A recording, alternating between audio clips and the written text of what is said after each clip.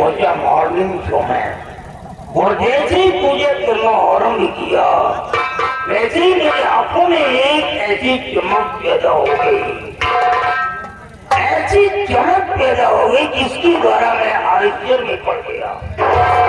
मैं देखता था कि मुल्क हिंदुस्तान के अंदर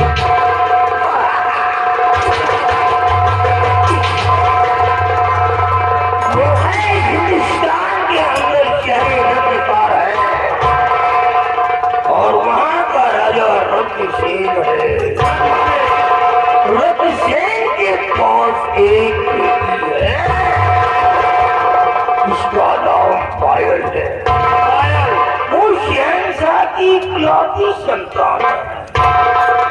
अगर के वो लड़की मेरे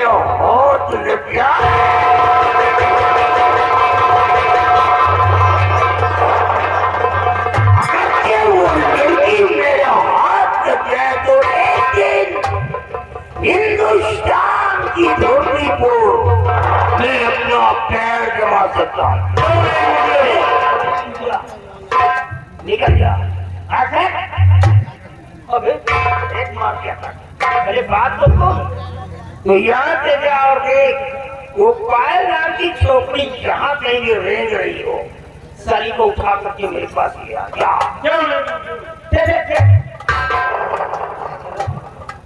तेरा नाम क्या है?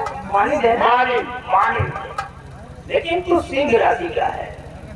मानिंद वर्ड का कैरेक्टर माँ से पड़ता है, इसलिए तू नहीं जाएगा। क्योंकि लड़की का नाम पायल है, वो कन्या राशि की है।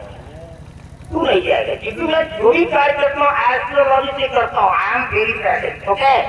मैं इसके बारे में ठीक करता हूँ, जाएगा कौन?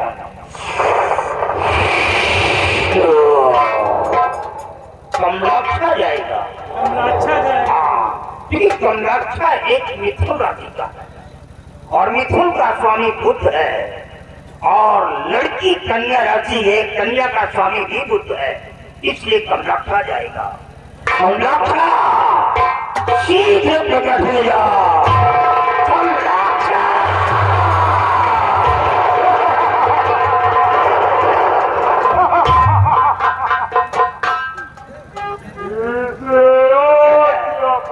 ये शक्तिशाली एक राक्षस है। अगर ये चाहे तो ये पृथ्वी को रसातल में डाल सकता है, ब्रह्मांड को वायुशक्त कर सकता है, जलते हुए सूरज को भी निगल सकता है। ऐसी ऐसी महान शक्तियां चंद्र के दीवार है, दूसरों के तैयार किया है।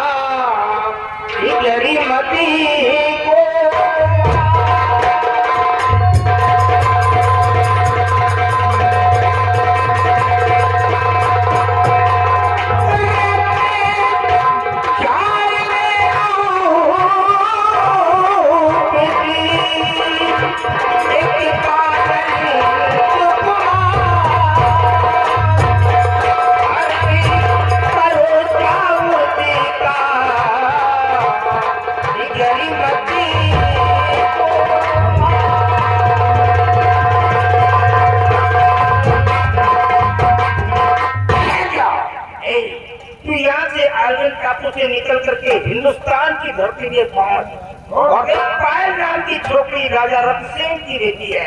वो जहाँ कहीं मिलती है उस लड़की को उठा करके मैं आलगन टापू तक पहुंचा दूंगी। याद है पायल मेरे को चाहिए, पायल।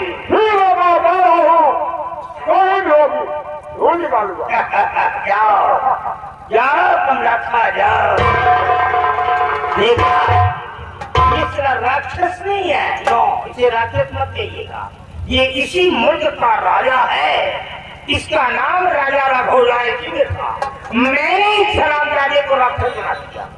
इसकी पत्नी बिडाला थी जो यहाँ की महारानी कहलाती। मैंने उसको एक प्लान बना करके इसी के स्वागत करने के लिए छोड़ दिया और सारे रेजिमेंट को कंकड़ पत्थर बना दिया।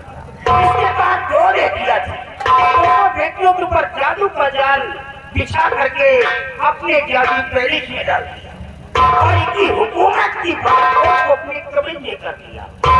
इसी तरह सारे राजाओं को किडनैप कर लूंगा, उन्हें राक्षस बना डालूंगा और फिर एक दिन संपूर्ण भूमंडल पर अपना अधिकार जमाऊंगा। जो पूजा करेंगे किसी करेंगे